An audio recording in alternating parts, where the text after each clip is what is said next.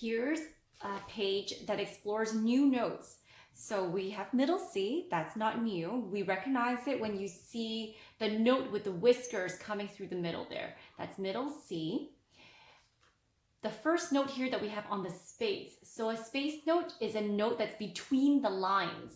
So it's between line 1 and line 2. We start off with F, A, and then C, finally E. What does that spell? Face. The word face, doesn't it? So space notes spell face from the bottom to the top.